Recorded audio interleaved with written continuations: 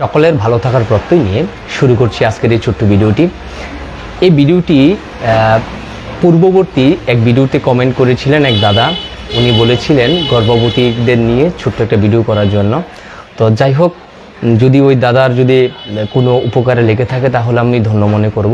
দাম্পত্য জীবনে প্রথম প্রত্যাশা থাকে একটি বাবা বা মায়ের একটি সুস্থ সন্তান জন্মদান করা। সুস্থ সন্তান জন্মদান করার ক্ষেত্রে কিছু কিছু বাধার সম্মুখীন বাধা বা এই বাধাটাকে অতিক্রম করে যাওয়াই হচ্ছে কি একটি গর্ভবতী মায়েদের প্রথম একটা সংগ্রাম আমরা বলতে পারি। প্রথম লক্ষণটি হচ্ছে ঋতু বন্ধ হওয়া। প্রত্যেকটি মা যখন মাতৃত্বের স্বাদ গ্রহণ করতে যাবেন এই সমস্যাগুলো অবশ্যই গ্রহণ করে থাকেন। এক্ষেত্রে মায়েদেরকে মানসিকভাবে সাপোর্ট দেওয়ার জন্য পুরুষের বিশেষ ভূমিকা পালন করতে হয়। ঋতুস্রাব বন্ধ হচ্ছে গর্ভ হওয়ার প্রথম ক্ষেত্র। যদি কোনো যেমন ঋতুস্রাব বন্ধ হওয়ার ক্ষেত্রে অনেকগুলো কারণ থাকতে পারে, তার মধ্যে প্রথম কারণটাই আমরা ধরতে পারি গর্ভ হওয়া। যদি গর্ভ না হয় তাহলে আমরা অন্যান্য রোগের ক্ষেত্রে বলে থাকি। তারপর হচ্ছে প্রাতকালীন বমি বমি ভাব, কিংবা অনেক ক্ষেত্রে গর্ভবতী মায়েদের বমি হয়ে থাকে। এটা চলে থাকে প্রায় 3 মাস পর্যন্ত এটা হয়, বা অনেকের ক্ষেত্রে আরও বেশি টাইমের হয়।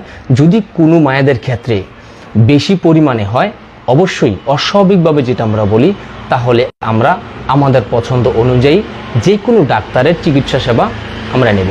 কোষ্ঠকাঠিন্যের জিনিসটা দেখা দেওয়া গর্ভবতী মায়েদের ক্ষেত্রে এই কোষ্ঠকাঠিন্যের যে ব্যাপারটা, অনেক ক্ষেত্রে আমরা দেখি মায়েদের এত পরিমাণ কোষ্ঠকাঠিন্য দেখা দেয় যে মলের সাথে রক্তপাতের মতো একটা ঘটনা ঘটে থাকে।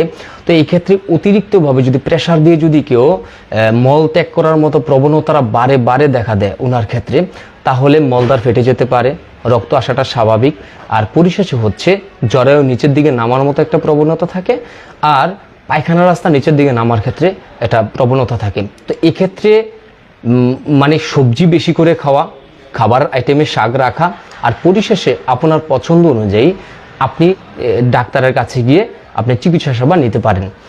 ওজন বৃদ্ধি হওয়া কিংবা অতিরিক্ত পরিমাণে হ্রাস হওয়া, এই ক্ষেত্রে আরেকটি জিনিস হচ্ছে গর্ভবতী মায়েদের ক্ষেত্রে আমরা দেখি যে ঘ্রাণ শক্তির ক্ষেত্রে একটা বিশেষ একটা প্রভাব ফেলে। অনেকে রান্নার ঘ্রাণ সহ্য করতে পারেন না, অনেকে ওনার সঙ্গিনীর ঘ্রাণ সহ্য করতে পারেন না।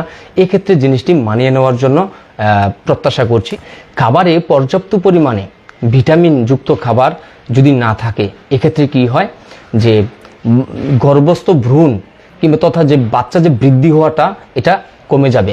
তারপর হচ্ছে যে আপনার ক্লান্তিবোধ হওয়া, যদি কারো ক্ষেত্রে অতিরিক্ত ক্লান্তিবোধ হয় তাহলে অবশ্যই চিকিৎসকের শরণাপন্ন হবেন। এক্ষেত্রে যদি আপনার আয়রনের ঘাটতি থাকে, ঘাটতিগুলো ফিল আপ করবেন। তারপর হচ্ছে মাথা বেদনা করা, গ্যাস্ট্রিক সমস্যা, বুক জ্বলাপোড়া করা, এই ধরনের সমস্যাগুলো হয়ে থাকে। আর পরিশেষে বলবো, প্রথম 3 মাস নারী এবং পুরুষ অবশ্যই যৌন সঙ্গম করার ক্ষেত্রে সতর্কতা দিক অবলম্বন করবেন, কেননা 3 মাস পর্যন্ত মায়েদের ভ্রূণ নষ্ট হওয়ার একটা বিশেষ প্রবণতা থাকে। অবশ্য এই দিকটা বিশেষ করে খেয়াল রাখবেন। আর কিছু কিছু খাবার থাকে, যেমন কাঁচা পেঁপে খাওয়া যায় না, অনেকেই বলে থাকে কাঁচা পেঁপে খাওয়া যায় না, আনারস খাওয়া যায় না। গর্ভকালীন কিছু কিছু খাদ্য অবশ্যই বর্জন করবেন। ভালো থাকুন, সুস্থ থাকুন, আবারও দেখা হবে পরবর্তী কোনো ভিডিওতে। আর যদি আপনাদের কোনো জানার বা কোনো বিষয় নিয়ে ভিডিও দেখার যদি কোনো আকাঙ্ক্ষা থাকে, অবশ্যই কমেন্টে জানাবেন। আর ভালো থাকবেন, সুস্থ থাকবেন, দেখা হবে পরবর্তী কোনো ভিডিওতে। গুড নাইট, ভালো থাকেন।